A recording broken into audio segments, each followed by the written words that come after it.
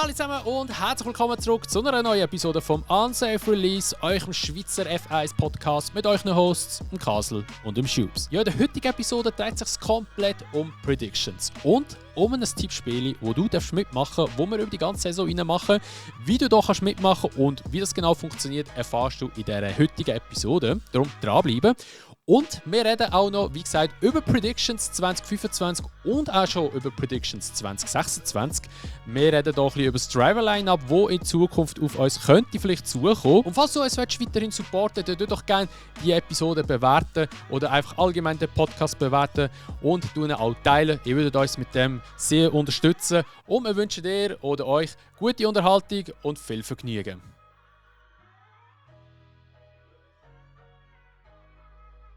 So, dann legen wir los mit dieser heutigen Episode, wo es rein nur um Prediction geht. Aber nicht nur um unsere Prediction, sondern auch um eure Prediction. Und das werden wir jetzt euch hier ein bisschen näher bringen. Das haben wir auch schon in der letzten Episode ein bisschen angeteasert, oder ich glaube es schon in den letzten 2-3 Episoden. Und zwar, wir haben ja in der Saison 24 ein Unsafe Release Bingo gehabt, wo ihr auch auf Instagram ein bisschen verfolgen könnt, wie das so aussieht. Ist mehr oder weniger aktiv immer aktualisiert worden von meiner Seite her. Da muss ich mich auch ein bisschen an der Nase nehmen. Aber es hat doch immer ein bisschen Updates gegeben.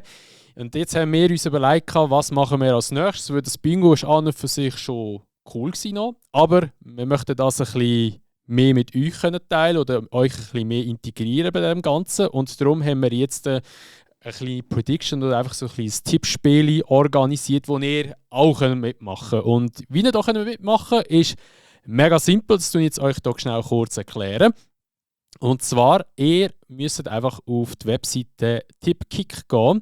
Die findet ihr auch unten in der Spotify oder Apple Podcast Beschreibung oder einfach bei euch im Podcast Provider, wo ihr es jetzt hört, sehen Sie in der Beschreibung drin, habt ihr einen Link, die könnt ihr drauf gehen. Und auf dieser Webseite könnt ihr einfach schnell ein Konto erstellen. Danach einfach ganz wichtig, die E-Mail-Adresse, die müsst ihr bestätigen, weil sonst kann es sein, dass ihr nicht reinjoinen könnt oder auch keine Tipps abgeben könnt. Darum einfach wichtig, das schnell kurz bestätigen. Und danach könnt ihr einfach, wenn ihr auf der Startseite sind von dieser Webseite, könnt ihr auf ein Tippspiel suchen. Dort gebt ihr einfach den Namen ein, Unsafe Release F1. Wie gesagt, ich tue euch alles in der Beschreibung noch ein bisschen festhalten. Dann könnt ihr auch dort nochmal nachschauen. Oder ihr könnt auch kurz bei mir auf TikTok drauf gehen. Dort habe ich auch schon eine Beschreibung gemacht, wie ihr reinjoinen könnt. Dann nachher, wenn ihr den Namen eingeben, also Unsafe Release F1, dann macht ihr einfach Tippmitglied werden oder Tippgruppe beitreten. Und dann nachher sind ihr eigentlich schon mit dabei. Und wenn ihr dann nachher dort drauf sind, jetzt bin ich natürlich wieder nicht mehr angemeldet, perfekt, so habe ich es gerne, jetzt muss ich mich schon wieder anmelden hier. So. Dann nachher könnt ihr einfach auf unsere Tippgruppe drauf gehen und dann macht ihr ganz wichtig Tippabgabe.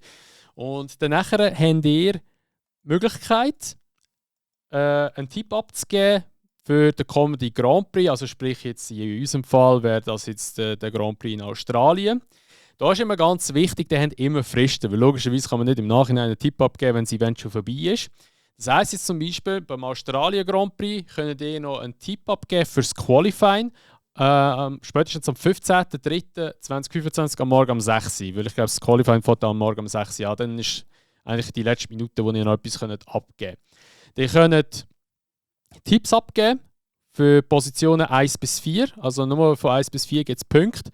Und es geht immer um den genauen Tipp. Also nicht, wenn man irgendwie näher dran war. Also sagen wir jetzt zum Beispiel, der Leclerc holt Pole, die haben aber jetzt P2 angegeben, gibt es keine Punkte, weil sie näher dran sind. Sondern wir müssen wirklich genau diese Position treffen, dann gibt es 10 Punkte. Und dann beim Rennen genau dasselbe. Dort könnt ihr bis am 16.03. jetzt in dem Fall von Australien noch einen Tipp abgeben, am Morgen um 5 Uhr spätestens, weil dann geht auch der Grand Prix los und dann einfach von den Positionen 1 bis 8. Auch wieder dort, den genauen Tipp müsst ihr abgeben, weil sonst gibt es keine Punkte. Wichtig auch noch, man kann Bonuspunkte holen, indem dass man noch angeht, wer wird Konstrukteurweltmeister und wer wird Fahrerweltmeister. Auch wichtig hier, diese Tipps müsst ihr spätestens am 15.03. abgeben, am Morgen um 6 Uhr. Und der Bonus-Tab, den findet ihr eigentlich gerade, wenn ihr auf der Hauptseite sind von Australien, steht oben Australien und dann nachher ein Bonus nebendran. Dort könnt ihr dann nachher das andere noch angeben. Und ihr könnt nicht euch irgendwie vertippen von den Fahrernamen her, weil es gibt einfach Auswahl an Fahrern, die ihr könnt angeben könnt. Dann nachher nicht verschrecken. Es kann manchmal sein, dass noch Ersatzfahrer auch angezeigt werden. Es kann zum Beispiel sein, dass der Valtteri Bottas drin steht, obwohl er gar nicht fährt, aber weil er ein Ersatzfahrer ist. Also zum Beispiel sein, dass er plötzlich einspringen müsste, dann könnt ihr ihn natürlich auch noch als Tipp abgeben. Einfach so nebenbei erwähnt. Das gleiche ist dann bei China. Da habt ihr von oben einfach so Pfeile, wo ihr hin und her gehen könnt und dann könnt ihr einfach eure Tipps abgeben. Ich würde euch hier einfach empfehlen, dass ihr immer so Grand Prix für Grand Prix den Tipp abgeben. Oder ihr könnt auch 2 Grand Prix nacheinander schon Tipps abgeben, aber man weiß halt nie, was so passiert. Darum wäre es ein bisschen von Vorteil, wenn ihr das nach und nach macht. Genau. Dann nachher, was ich euch ganz fest ans Herz lege, also ich mache keine Werbung für diese Webseite Quicktip, überhaupt nicht, aber ich würde euch empfehlen, ladet gerne die App runter. Könnt euch dort anmelden, weil die könnt ihr auch noch Benachrichtigungen aktivieren. Dann kriegt ihr immer eigentlich in der Regel 24 Stunden vor dem Grand Prix oder vor dem Qualifying eine Mitteilung über «Hey, du hast noch keinen Tipp abgegeben, gib noch deinen Tipp ab», dass ihr es nicht vergessen, dass er nicht rausfällt. Oder beziehungsweise, dass ihr nicht den Grand Prix verpasst. Einfach wichtig, dass ihr das vielleicht noch optional macht, ist euch natürlich überlassen, aber es ist einfach wesentlich einfacher, dass ihr da noch irgendwie daran erinnert werdet, wie das dann nachher funktioniert oder beziehungsweise noch etwas abgeben können. Genau. Dann nachher, es geht um nichts, also das Ganze ist auch kostenlos. Ihr könnt einfach reinkommen, mitmachen. Wenn ihr halt nicht mitmachen, weil ihr keinen Bock mehr habt, dann ist es so, dann müsst ihr auch nichts mehr abgeben, das spielt keine Rolle. Also eben, es geht nicht um Geld, es geht nicht irgendwie um einen Preis, wir machen das einfach just for fun. Wir wollen einfach schauen, wer Ende Saison am meisten Tipps richtig hat. Und wer keinen Tipp richtig hatte, wäre lustig, wenn wirklich einer keine Punkte holen würde. Aber ich kann mir gut vorstellen, dass das noch passieren könnte. Und ja, das ist eigentlich schon das Ganze. Also eben, wie gesagt, es ist relativ überschaubar. Es ist wirklich sehr einfach gemacht. Wie nochmal erwähnt, ihr findet alle Infos unten in den Beschreibungen von der Podcast. Falls ihr irgendwelche Fragen habt oder ihr weiterkommt, weil es irgendwo happert, dann geht gerne auf Instagram und geht auf @unsafereleasepodcast und schreibt mir dort einfach schnell kurz ein DM. Dann kann ich euch schnell weiterhelfen, wenn es irgendwo ein Problem gibt. Aber wie gesagt, es ist sehr, sehr einfach und selbsterklärend. Also ihr könnt eigentlich nichts falsch machen. Darum, falls gleich etwas wäre, wir helfen da gerne weiter. Genau, das ist einfach mal vorab. Das haben wir da euch ein bisschen näher bringen für den Podcast oder in diesem Podcast. Und ja, es geht jetzt noch weiter mit weiteren Predictions. Und zwar haben der Schübs und ich uns kurz ein bisschen Gedanken gemacht. Ja, wer wird dieses Jahr Championship gewinnen als Fahrer und wer wird Championship gewinnen als Team? Und da haben wir auch schon noch ein bisschen Predictions gemacht. Ja, wer wird den Platz 2, Platz 3 und auch bei den Teams und so weiter und so fort. Und ja, Schubs, wer wird in deinen Augen Championship gewinnen als Fahrer? Ich lasse lieber Demos vor, weil ich bin gespannt, was du sagst. Also zuerst mal Fahrer. Das ist mal Fahrer. Also, ja, ich habe mir das alles wunderschön notiert. Ich wollte einfach auch noch geschwind bezüglich der Prediction sagen, ey, ich finde das wirklich eine coole Sache, weil eben, Bingo war super gewesen, aber dort haben wir nicht so viel Interaction wie mit dem jetzt. Also da kann jeder mitmachen und einfach auch schon mal vorab, schon bevor wir den Podcast aufnehmen, haben wir 40 Leute, die sich schon angemeldet haben. Also verpasst es nicht. Kommen wir da mit durch die Journey durch das ganze Jahr durch. Ich finde das wirklich sehr, sehr eine coole Sache. Einfach noch schnell von meiner Seite ja, sorry, ich habe einfach ein bisschen durchgelabert. Ich bin gerade alles so gut. Ich habe es gemerkt. Voll im Zeug drin gewesen, alle richtig ausblenden schnell.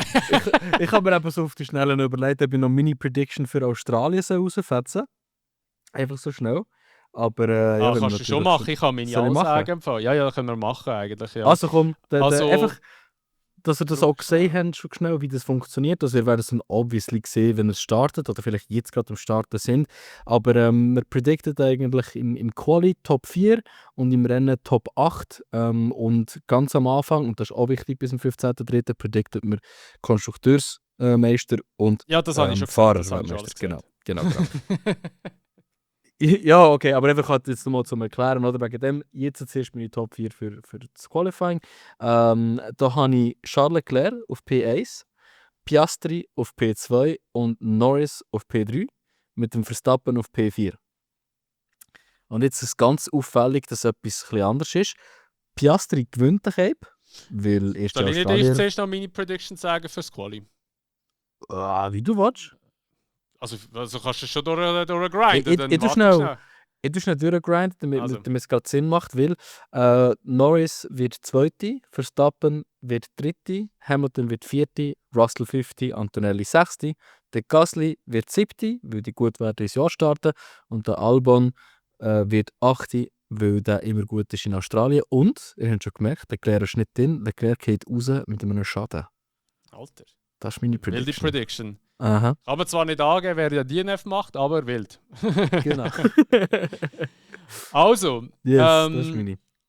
also das ist jetzt mal für Australien. Gut, also dann willst du gerade noch Driver Champion? Nein, komm, das machen wir nachher. Ich Nein, würde das machen wir sagen, nachher. Das Ja. machen wir nachher. also, ich gehe trainieren, Australien Qualifying, P1. Lewis Hamilton. Genau, du weißt es schon, das ist natürlich klar gewesen. Der Jewish Hamilton holt Pole in Australien. Dann nachher P2 Max Verstappen. P3 Oh. habe ich dann nachher Lando Norris. Und P4 habe ich den Oscar Piastri. Oscar Piastri. Genau. Ich sehe, du hast das Gefühl, der Red Bull ist gut, hä?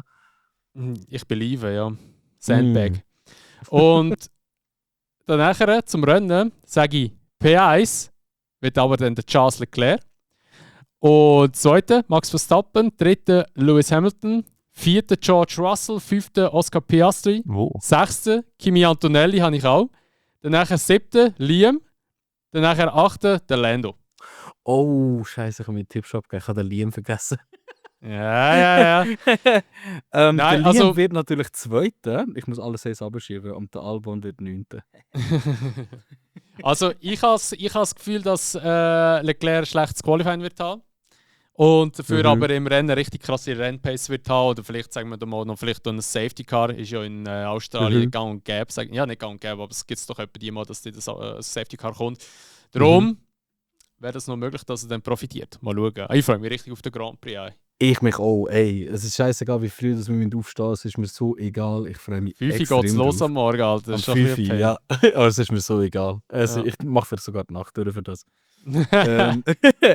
Auf jeden Fall, nein, ich sehe es aber schon so, dass McLaren ganz klar die schnellsten werden sein.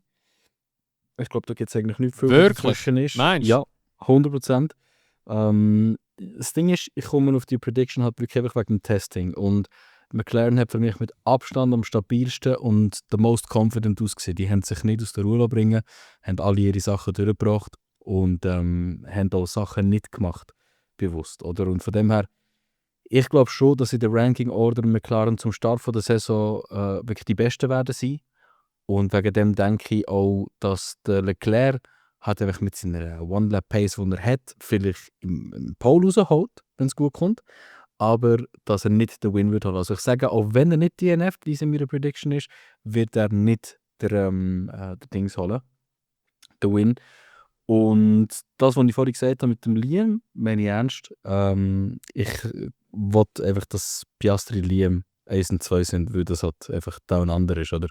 Da haben wir den Australier als Ersten und den Neuseeländer als Zweiten. Das fand ich doch cool. Aber Ja. nein, sonst... Also gut, ich muss auch dazu erwähnen, ich habe meine Predictions da schon Anfang Januar abgegeben, weil ich habe ja das, also da gehen nochmal dicke Grüße raus an Simi, weil der hat mir das alles organisiert, oder uns alles organisiert auch noch. Er ist einfach mit der Idee gekommen, ich habe es dann mit ihm ein bisschen besprochen. gehabt. Und der hat das da alles ein bisschen installiert, sage ich jetzt einmal. Und das haben wir mal Anfang Januar mal gemacht und dann haben wir das dann, also alle meine Tipps schon abgegeben. Darum Grüße gehen raus an Simi. Und ja, richtig geil. Also, ich glaube, mit dem Tippspiel wird das recht lustig werden durch die Saison durch. Eben wichtig, einfach verpasst es nicht oder vergessen nicht, Tipps abgeben. Darum, wie gesagt, tönt am besten hier die App abladen, kostet nichts. Benachrichtigung reinfetzen und dann nachher werdet ihr immer erinnern, Yes. dass ihr noch schnell kurz mit dem Tipp abgeben. Wenn ihr so Tipps habt, innerhalb von etwa 2 Minuten abgeben, wenn einfach etwas redet. Genau. Wir dürfen da wirklich erwarten, dass wir im Podcast werden darüber reden. Ich denke, dass wir in jedem Podcast ein Plätzchen finden. Wo das noch Sinn für uns, schauen wir noch. Aber da werden wir dann nicht einfach auch nur von unseren Predictions reden, sondern logischerweise auch, wer von euch am besten dran ist. Also, ja, wünsche ich ganz viel Glück und vielleicht hören ihr euch dann selber im Podcast erwähnt. Genau. Gut, dann gehen wir Gut. weiter zu der Driver Championship. Jetzt Mhm. übergebe ich dir gleich wieder das Wort. Was denkst du, Yes, wer yes. gewinnt Championship, Fahrer Championship?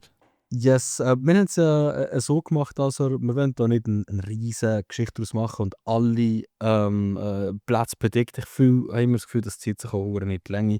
Wegen dem ist es einfach Top 3, wo wir jetzt so werden sagen von unserer Seite. Und was ich das Gefühl habe, ist relativ simpel. Ich denke, dass Red Bull, ich tue gerade alle drei abraten, wenn das okay ist. Mhm. Ich denke, dass Red Bull relativ schwach wird starten. Aber vor mit Weil, P3 an zuerst. genau. Okay, gut. Ich denke, dass die sehr schwach werden starten, aber sich im Verlauf des Jahres noch mal ein bisschen werden verbessern.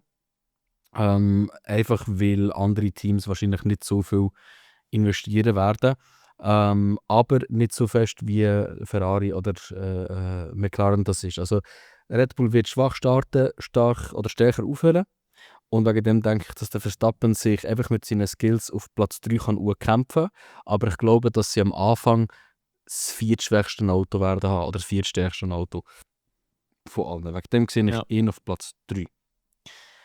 Auf Platz 2 haben wir den Mr. Bottle, Lando Norris. Ich glaube, er wird es wieder verkacken, obwohl er das stärkste Auto hat, die Championship zu gewinnen. Und wegen dem, dieses Jahr Simi, ich believe auch, wird der Charles Leclerc Weltmeister. Du musst ein bisschen belieben. Einfach Leclerc! Übrigens, für die Drive to Survive nicht geschaut haben, Alter, wo der Dings, gell, wo McLaren gewonnen hat, der Sack wieder. Ah ja, Das ist das ist so geil. Hast du hast ja die Episode auch gesehen, wo der Leclerc geht posten in Monaco und dann die Karte einfach ein Limit überschritten oder so. Oder unzureichende Mittel oder so. Alter, so genau, wenn Netflix da ist, ey, so Lachflash geschaffen, Mann. Ah, ist so gut. Also, genau, wir werfen es geschaut rein. Das Jahr Drive to Survive ist wirklich schaubar, kann man so sagen. Und es ist wirklich mal nicht so dramalastig. Wir haben gerade vor der Aufnahme ein bisschen darüber geredet. Es ist nicht so dramalastig und es ist wirklich mal ein bisschen authentischer gemacht. Also das Jahr muss ich wirklich sagen, also nach etwa der dritten, vierten Folge habe ich gedacht, so, wow, mal das Jahr haben sie es langsam ein bisschen begriffen, dass es nicht immer um Drama muss gehen und so. Und sie haben schon ein paar gute Sachen auch rausgelassen, die ein bisschen unnötig wären. Die Rennen sind endlich auch mal kongruent. Du hast, klar, okay, es kommt immer noch zwischen den Episoden hin und her, aber manchmal ist in der Episode ein Rennen, das später passiert ist, vorher behandelt. Einfach so, du merkst richtig, wieso das komplett urgespürt worden ist. Und ich finde, obwohl sie viele interessante Themen nicht besprochen haben, wie zum Beispiel Williams mit dem Driver Swap etc., haben sie nicht gross angeschaut, haben sie trotzdem sehr interessante Themen aufgegriffen. Und ja, es ist nicht unnötiges Drama gross geschrieben worden, sondern wirklich das, was effektiv passiert ist. Und anscheinend ist die zweitletzte Episode sehr gut. Das ist die einzige, die ich noch nicht gesehen habe, mit dem Fabio Briatore. Ich meinte, es ist die zweitletzte. Ja, muss. Die habe ich noch nicht gesehen. Also, sie hat sie echt crazy gefunden mit dem. Es ist schon die zweitletzte, ja. Ja. Die mit Haas. Ja, das ist. Die ist geil gewesen, die habe ich Gefühl gehabt. Aber ich finde auch, der Briatore finde ich auch einen richtig geilen Charakter eigentlich. Das ist einfach funny. Wie er im Pierre einfach sagt, I thought you were a wanker. Okay, chill. Ja. Anyway, back to the topic. Drive to Survive, das war okay. Nicht so wie sonst. Und eben, Verstappen P3, Norris P2, Leclerc P1 auf meiner Seite. Was sagst du? Also, ich schließe mich deiner Aussage an bezüglich Red Bull. Ich believe auch, dass der Max P3 wird holen. Ich gehe aber nicht davon aus, dass er die Championship das Jahr gewinnt. Weil ich glaube, da ist einfach zu viel von letztes Jahr noch, wo irgendwie ein bisschen noch, sagen wir so, im Rucksack drin ist, wo sie mitschleifen und alles drum und dran. Darum ich denke, dass das schon Auswirkungen wird haben auf die Performance vom Auto und darum P3.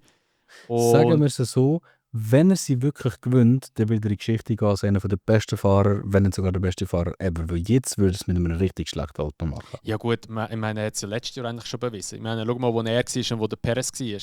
Ja, okay, gut. Und ich meine, schau mal, sein Drive in Brasilien und alles. Also, ich glaube, da müssen wir nicht mehr darüber diskutieren, dass er einer der Besten ist. Also von dem her, er ist wirklich, gehört mit zu dieser Liste. Also wo wirklich auch neben Lewis, neben Schumacher, Senna, ja, Prost kannst du auch noch drin rein, er ist auch wirklich gut gefahren und so. Also wirklich, der kommt schon in die Liga rein, das muss man schon wirklich auch anerkennen. Und ich bin überhaupt kein Max-Fan und ich sage das. Also, dann nachher, P2, sage ich Lewis mit Ferrari und P1 sage ich Lando. Nein, Charles Leclerc. Also Leclerc denke ich auch, ich beliebe in Ferrari. Ich glaube, dieses Jahr wird es klappen. Ich weiß nicht, aber dieses Jahr habe ich wirklich ein gutes Gefühl bei Ferrari. Ich hatte zwar letztes Jahr schon ein gutes Gefühl gehabt, aber mein Gefühl hat mich ja nicht direkt enttäuscht oder irgendwie angelogen, weil ich meine, Ferrari hat wirklich eine gute Saison gehabt und hat sich ja auch wieder vorgekämpft. Die sind ja stark gestartet eigentlich, nachher ein bisschen abgeschwacht nach Imola und dann wieder raufgekommen. Also von dem her, ich glaube, Ferrari dieses Jahr könnte es wirklich reissen.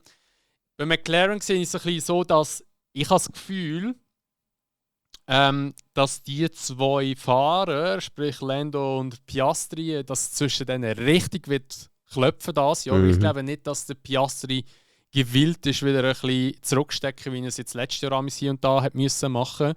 Und ich denke, dass er mehr so seinen Kopf durchsetzen und ja, um ein Championship fahren. Und ich kann mir gut vorstellen, dass hier und da ein bisschen Punkte werden verloren gehen, weil sie halt einfach zu hitzköpfig werden. Ja, das sehe ich. Also, darum, auch nicht zuletzt, wenn man Drive to Survive die Episode geschaut hat, wo sie das Thema ein bisschen behandelt hat, man hat schon gemerkt, dass der Piastri eigentlich sehr einen sturen Kopf hat. Das fällt gar nicht auf gegen Ausses ist, aber der ist wirklich stur. Und ja, sehe ich. Sehe ich, wie das könnte tragen. Das Ding ist einfach, ich glaube eben, dass der McLaren sehr stark wird sein, das ganze Jahr über. Und ich glaube, dass McLaren auch versteht, dass mit den neuen 2026er Regs das Potenzial da ist, dass halt ihr Auto die Championship noch gewinnen kann und dann halt wieder Geduld angesagt ist. Oder? Und wegen dem, ich komme jetzt mal einfach auch schon zu meinen Team Predictions. Ich glaube, dass dort nämlich die Aufstellung gegen Ende des Jahres wieder Red Bull auf P3 wird sein, er wird Verstappen das Team auflüpft. Ferrari sehe ich nicht, dass sie das schnellste Auto werden am Anfang der Saison haben und ich glaube auch am Ende der Saison nicht. Aber sie werden stabil immer dabei sein, wegen dem gewinnt Leclerc trotzdem. Aber ich denke aber schon, dass McLaren über das ganze Jahr das beste Auto wird haben. Gut starten und auch gut beenden werden. Absolut. Ja, also ich habe es fast gleich. Auch Ferrari und McLaren habe ich geswappt. Weil ich bleibe bei meiner Meinung, dass zwischen diesen zwei Punkte verloren gehen, aber immer noch mehr Punkte gesammelt werden als Red Bull sammelt, weil Lawson nicht die Performance bringt wie jetzt ein Verstappen oder nicht auf die Punkte herkommt wie ein Verstappen.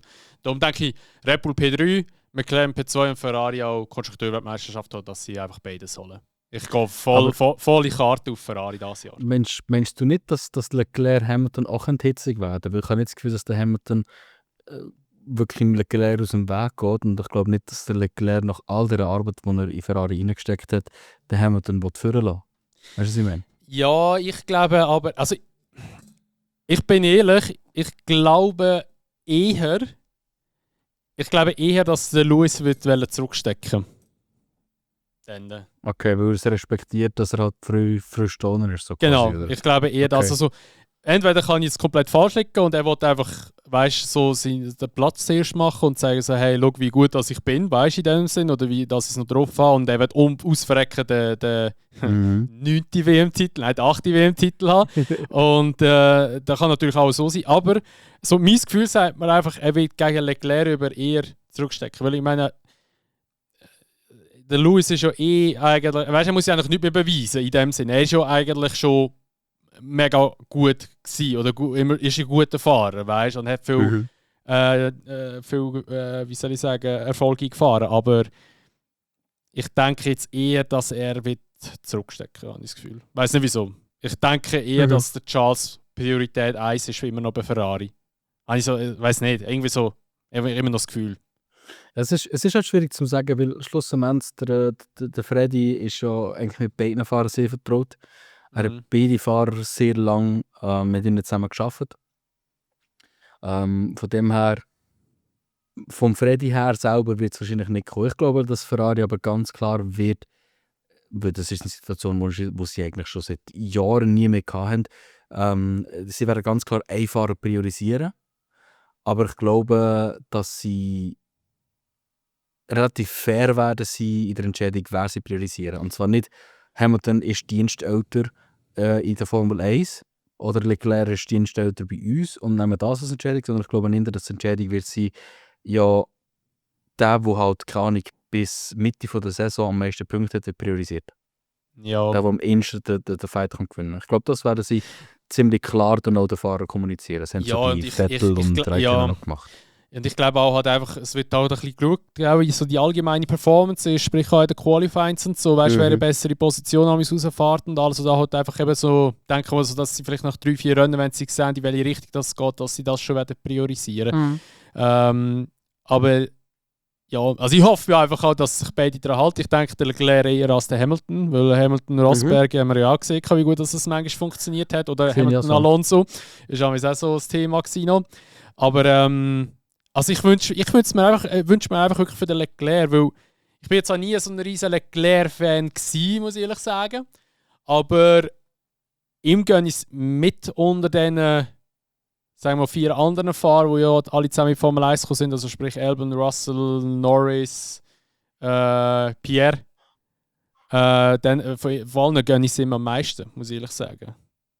Ja, also ich glaube, ich persönlich würde sagen, sind Pierre noch mehr gönnen. Ja, Pierre würde ich es auch gönnen. Aber ja, weil ich finde ihn cool. Nicht in einer Position. Genau, also, genau. Aber der Norris, ja, muss ich nicht oft darüber reden, da kennt ihr meine Meinung schon gut. Albon hat einfach das Auto nicht dazu. Russell habe ich nicht gern. Und der Leclerc sieht einfach gut aus. Also von dem her hat er einfach... Ja, genau. Also, Obvious choice. Darum hat er es auch absolut verdient, oder? Dass er die Championship gewinnt, oder? Ich weiss noch, wo meine Freundin, wo wir das ein bisschen, ab und zu hat sie auch so ein bisschen mitgeschaut und so, und dann hat gesagt, ja, Norris ist schon herzig. Also, hat sie gesagt, Norris ist schon herzig. Dann hat sie gesagt, ja, warte ab, bis mal der Charles Leclerc ist. Ja. Ja, nein, das ist einfach der schönste Mann, wegen dem gewinnt er. Ich schwöre, hey, der Charles ist wirklich schön. So, also jetzt gehen wir aber weiter. Also, bleiben wir also da die ganze in any case, wir sehen in dem Fall wirklich, dass eigentlich gleich, also es ist ganz klar, der Championship Fight wird zwischen McLaren und Ferrari sein. Ich persönlich glaube nicht sehr daran, wie halt viele das machen, dass viele haben das Gefühl, dass wir einen riesen Championship-Fight werden haben, Inter-Teams mit irgendwie 4 Teams und irgendetwas. Sehe ich nicht so. Ich sehe es so, dass McLaren Ferrari gegen 1-2 werden, oder für 1-2 werden kämpfen und Red Bull Mercedes für 3-4. Und danach kommt es halt einfach extrem darauf ab, wie die restlichen Teams und die restlichen Fahrer halt dort performen. Ich meine, nur schon bei Mercedes ist eine riesige Frage offen beim Antonelli. Ist es zu früh gewesen oder nicht? Und das wirft dann auch automatisch auch immer solche die Frage auf, wer wird denn im 26 noch weiter fahren? Weil du musst jetzt halt auch sehen, wir haben 6 Rookies, die rum sind. Ja. Und da könnten sich relativ viele Änderungen eigentlich anbahnen für 26. Und das ist jetzt das, was wir in dem Sinne noch anschauen. Driver Swap 25. Also welche Veränderungen werden wir von den Fahrern her noch sehen für 2026? Und ich greife da schnell vorab zuerst mit der Liste von den bereits bestätigten Fahrer, obwohl wir ja wissen, wie das ist mit Verträgen wie der Formel 1. Aber bestätigt bis jetzt ist bei McLaren Norris und Piastri, bei Red Bull der Verstappen, bei Aston Martis, Alonso und Aston Martis. Martis, ja. Weil Aston Martis, Alonso, Stroll. Bei Haas ist der Bearman und der Ocon, was ich krass finde. Bearman direkt einen 2-Jahres-Vertrag zum Start. Dann Albon und Sainz bei Williams, der Leclerc und der Hamilton bei Ferrari. Bei Alpine ist nur der Gasly confirmed, dafür aber für Audi bereits confirmed. Das finde ich einen coolen Move eigentlich auch. Hülkenberg und Bortoleto. Aber das wirft natürlich noch ein paar Fragezeichen auf. Und ich glaube, eines der grössten ist ja eigentlich gerade bei Red Bull. Wer wird bei Red Bull fahren im 26? Muss ich sagen. Wenn du es weißt, wenn es aufgeschrieben ist. Ja, ich weiß es, ja. Daniel Ricciardo. Nein. Nein, ziemlich klar in meinen Augen und ein absolutes Muss ist Yuki Tsunoda. Mhm. Muss. Das ist der, den ich gerne würde schreiben, ja. Muss. Muss. Geht kein Wenn und Aber. Yuki muss kommen. Und Liam, ich habe Liam finde ich super. Ich finde ihn einen lustigen Hype und ich finde auch jetzt absolut verdient. Aber ich habe das Gefühl, und da lehne ich mich schon brutal aus dem Fenster aus, ich habe das Gefühl, Yuki swap Liam während 2025. Oh, was? Ja. Krass. Ich sehe es eben ganz anders, weil ich habe das Gefühl, dass sie den Liam sehr gerne haben. Der Liam hat auch einen gewissen Biss, wo ein Yuki eigentlich auch hat, aber Yuki wird so hart ghostet von Red Bull, dass ich es sogar ganz anders sehe. Und ich tue es da schon vorab greifen, der Yuki hat im 2026-Line-Up, wo ich sehe, keinen Platz. Das ist ein bisschen eine heftige Prediction, aber ich denke, dass der Liam nämlich der Dings wird bekommen, der Sitz, noch einmal für ein Jahr, fast egal wie gut er performt. Einfach weil sie aus dem Album zum Beispiel gelernt haben, wenn du noch mal ein Jahr gibst, kannst du wirklich noch mal ein Jahr evaluieren. Und sie haben relativ viel junges Talent, wo wir nachher bei V-Carb drauf kommen, wo sie halt auch noch schauen müssen, wie es läuft. Also Red Bull ist einfach immer noch, wie schon die letzten Jahre, seitdem der Ricciardo gegangen ist, einfach immer noch in einem Fahrerloch. Sie haben keine Ahnung, wer sie sollen nehmen. Und wenn ich schaue für Tsunoda, wo hat der Platz, ist der einzige Platz, oder die einzigen 2 Plätze, die realistisch wären für mich, wären Haas, wegen dem Toyota-Sponsorship, und Aston Martin, wegen dem Honda-Sponsorship. Und das klingt jetzt hart, aber ich glaube, der Yuki, er ist super, aber alle anderen Teams sind nicht interessiert, außer sie haben irgendeine Affiliation zu Japan. Und sonst sehe ich nicht, wie andere Teams würden interessiert sein an ihm. Und das ist schade. Aber ich denke, dass er Comeback 2027 bei Aston Martin macht, wenn der Alonso geht, wo Aston Martin 2026 nicht wieder performt hat. Das ist mein broader Scheme, den ich denke. Ja. Ja, spannend. Also, ja, mal schauen. Das ist ein riesen Arch. Ja, wirklich, ja. Ja. Ich bin gespannt, was du bei WeCarb noch sagst. Ja. Wir kommen aber noch nicht zu V-Carb. Das nächste Team wäre von der Reihenfolge her Mercedes. Dort sind lustigerweise beide Verträge nicht weiter. Also was heisst lustigerweise? Bei Antonelli macht es Sinn. Beim Russell, der Vertrag ist, was ist 3 Jahre gewesen? Der Mercedes-Vertrag 4 Jahre. Ist möglich, ja. Also er läuft auch schon aus. Das ist schon er läuft auf jeden Fall aus. Ich sehe aber persönlich nicht, wieso dass man ihn wechseln sollte. Ich finde, er macht einen guten Job da drinnen.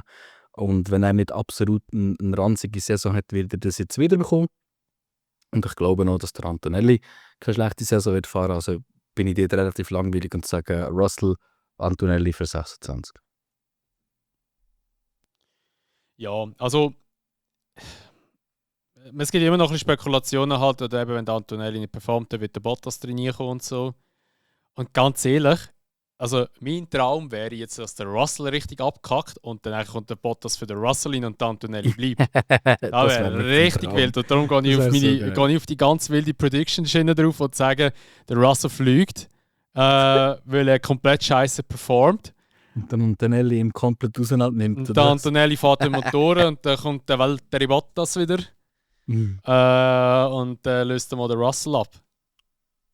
Wäre sehr schön. Es wäre hure wild, Alter. Es wäre richtig krank. Das wäre krank. Ja. Du, also ich glaube, jeder würde es ihm gönnen im Bottas, wenn er könnte zurückkommen.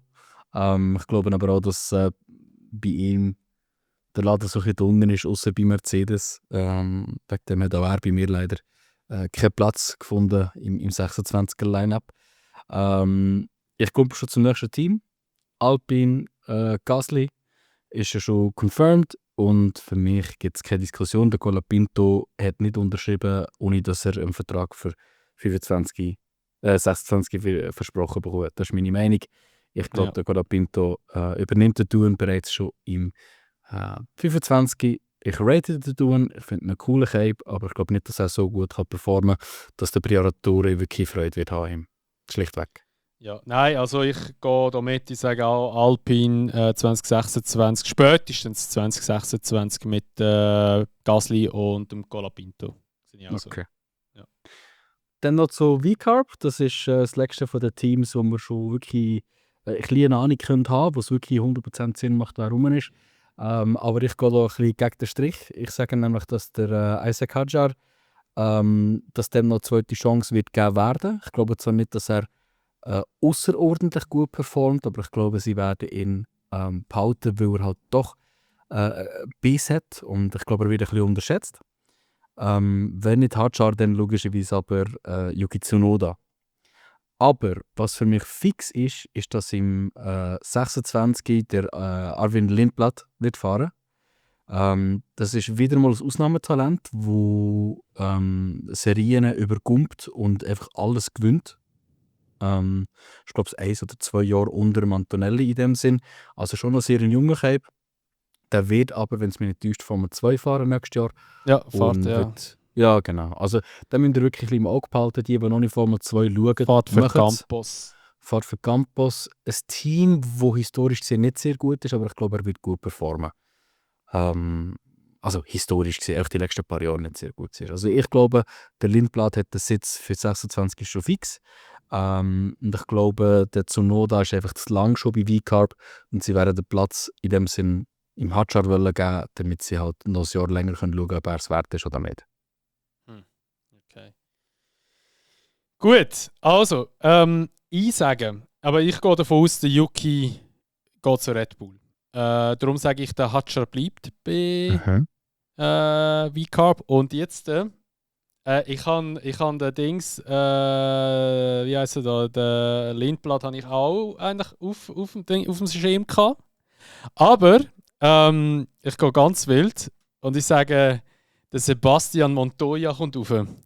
Oh, was? Weil er ist ja Ja. auch bei Red Bull dabei. Und ja. ich habe mir gut, also er hat jetzt zu Prima gewechselt, mal schauen, ob er eine krasse Saison wird hertatschen.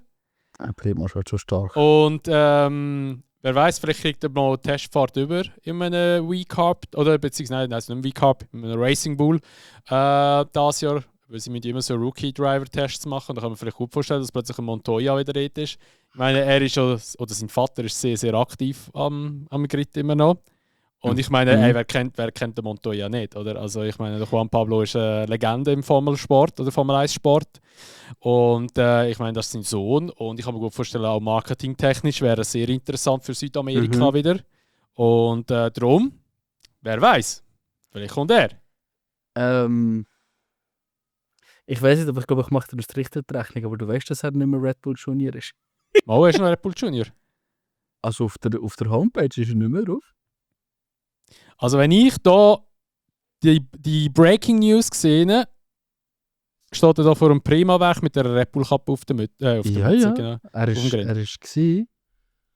Warte, so kann ich schnell schauen. Da im Januar haben sie auch nochmal einen Beitrag veröffentlicht, wo er den Red Bull Cup anhat. Sehen wir das echt alle gut. Wer ist auf der Homepage Our Drivers unter dieser Section ist er nicht mehr drin. Das Ding ist aber auch, dass er nie so unhuere gut performt hat. Also wegen dem I don't know. Also ich finde es eine geile Prediction. Ist sehr left out of field komplett. Aber bin ich noch sehr gespannt. Mal schauen. Ich meine, muss ja nicht heißen, dass er. Weißt du, kann ja sein, dass sie ihm wieder Deal anbieten. Who knows? Kann absolut sein. Wenn er super Dings hat, dann kann das sehr gut sein. Ja. Ja, steht nicht. Was ich mir eben auch noch überlegt habe, wäre gewesen, der.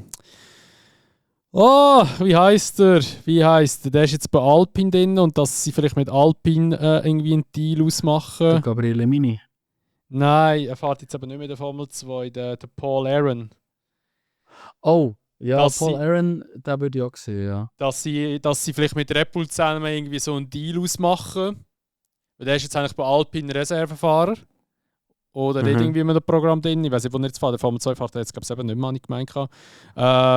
Dass sie dann nachher irgendwie reinziehen oder so, wäre vielleicht auch noch eine Möglichkeit. Weil schlechte Rennen hat er eigentlich nicht gehabt. Er hat einfach viel Pech gehabt. Ja, also er hat wirklich sehr viel Pech gehabt. Er war eigentlich lange Championship-Contender gewesen. Simi hat sogar relativ früh schon predicted gehabt, dass er wird gewinnen. Ja, aber es hat leider wirklich eigentlich mehr aus Dings nicht gepasst. Aus Fehler von der Strategie her, Crashes, die passiert sind, und er nicht verantwortlich war dafür. Ja, also es ist wirklich possible. Und wenn ich da schaue, es hat noch einen Sitz frei bei ART Grand Prix und es hat noch einen Sitz frei bei Van Amersfoort Racing. Aber Stand jetzt sehe ich seinen Namen nicht auf der Liste drauf. Ich hoffe, dass ART ihn aufgreift, weil gutes Team, da könnte er sich noch eins beweisen. Ja. Das wäre cool. Aber in any case, von zwei hin und her haben wir noch ein einziges Formel 1-Team zum Besprechen. Und dann denkt ich sicher, das sind ja schon 10 gewesen. Aber nein, wir haben schöne News bekommen. Offiziell fahren im 2026 11 Teams. Ich habe richtig Freude daran.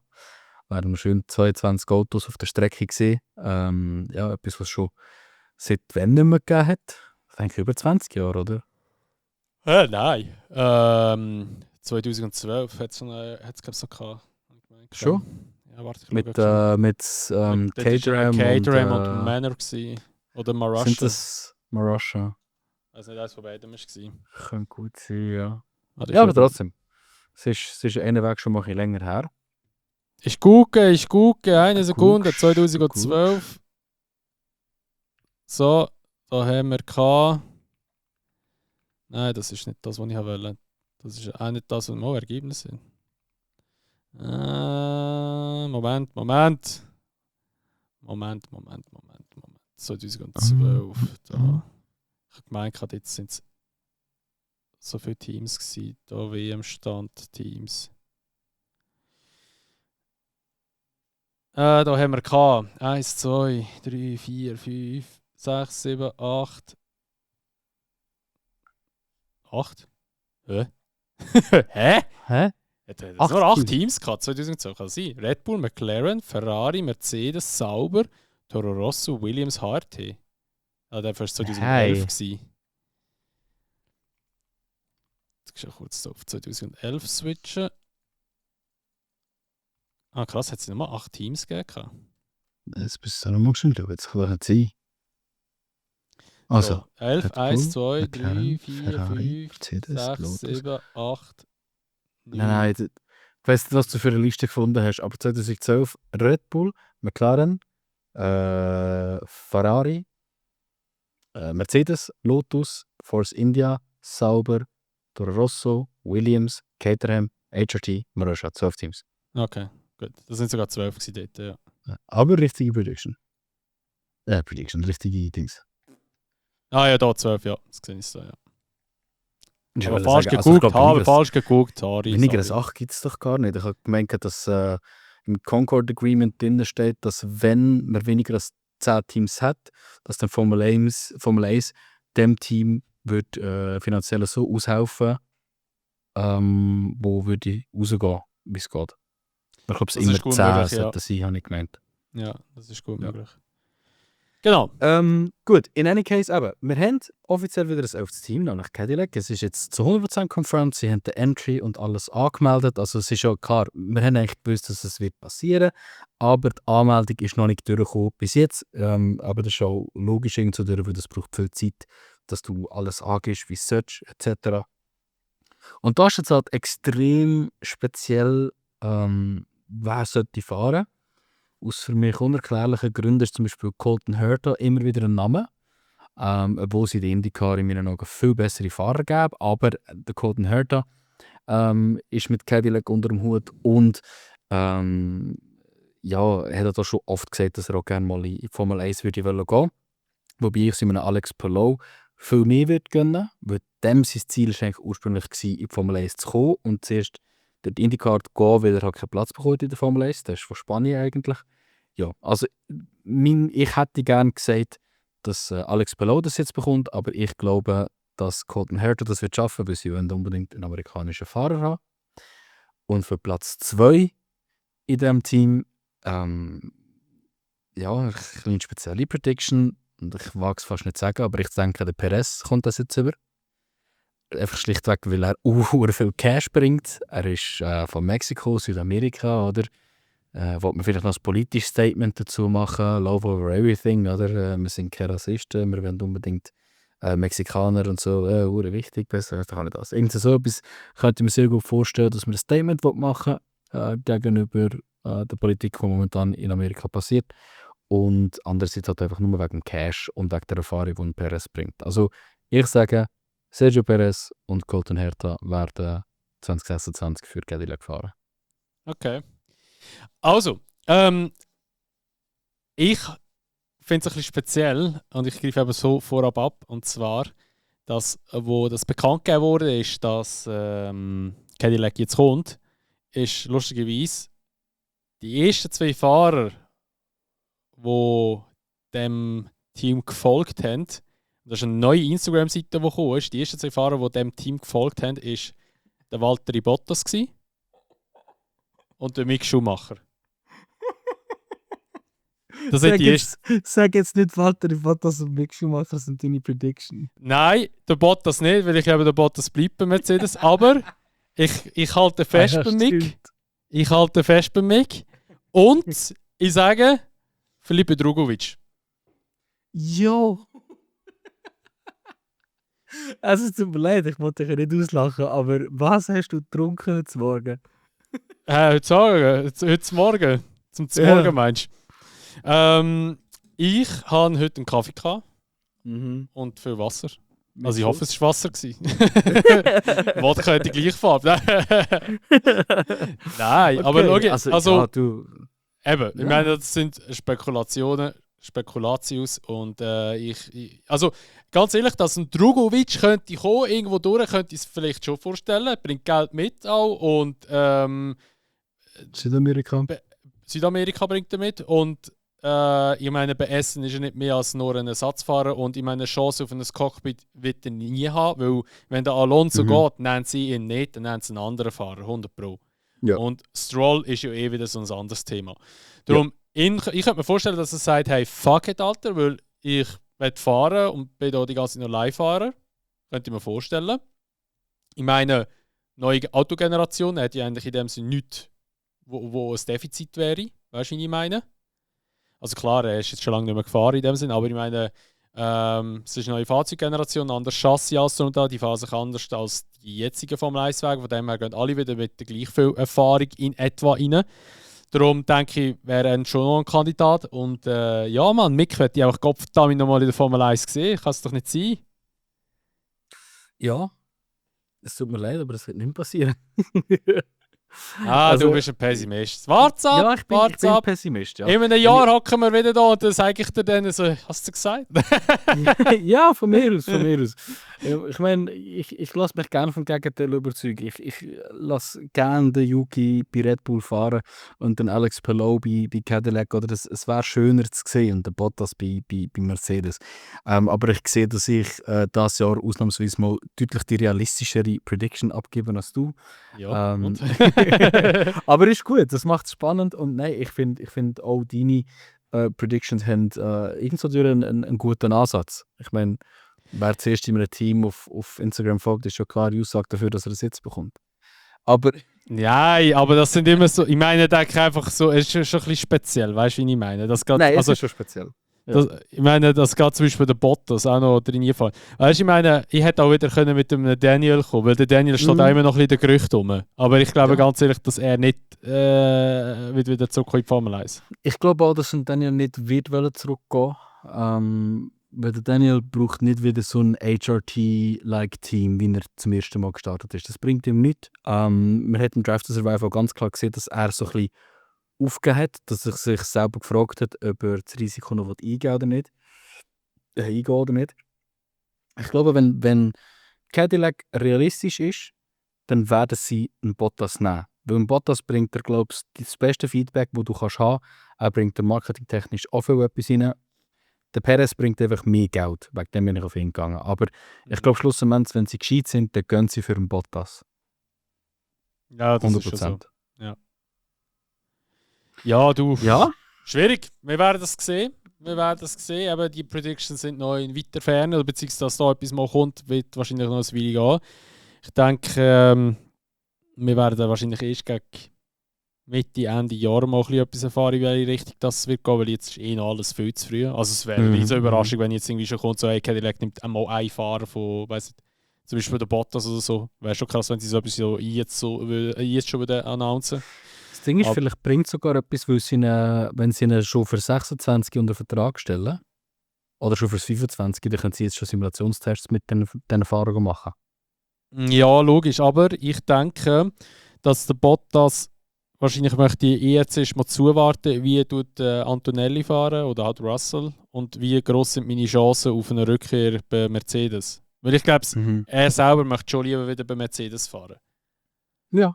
Und darum denke ich, er wird das nicht gerade irgendwie in den nächsten 2 Monaten irgendwie plötzlich mal kommen, so hey, Bottas geht jetzt zu Cadillac. Also es würde mich mega überraschen, aber eben, man weiß ja nie, es ist Formel 1. Ja, das ist so. Ja gut, dann würde ich schon mal so weit sagen, wäre es das schon gewesen mit der heutigen Episode vom Unsafe Release Podcast. Heute mal ein bisschen kürzer. Ich habe so gesagt, es wird etwa maximal eine halbe Stunde gehen, bevor wir aufnehmen. Jetzt sind wir gleich wieder fast bei einer Stunde. 50 Minuten haben wir jetzt. Ja, wir sind auch gar nicht abgedriftet. Also. Ja, es geht. Es war überschaubar. Aber ja, das wäre es gewesen. Wie gesagt, macht gerne mit bei unserem Tippspiel. Alle Infos findet ihr unten in der Beschreibung oder sonst, wie gesagt, einfach schnell kurz auf Instagram @unsafereleasepodcast DM schicken. Dann tue ich dort gerne weiterhelfen, wenn etwas wäre. Und sonst würde ich mal sagen, sehen wir uns oder hören wir uns wieder in der nächsten Episode. Die wird, denke ich mal, hankerum wieder so in 2-3 Wochen kommen. Darum tun gerne auch auf Spotify, Apple, wo auch immer unserem Podcast folgen. Wir würden euch sehr supporten mit dem und dann hören wir uns wieder in der nächsten Episode vom Unsafe Release.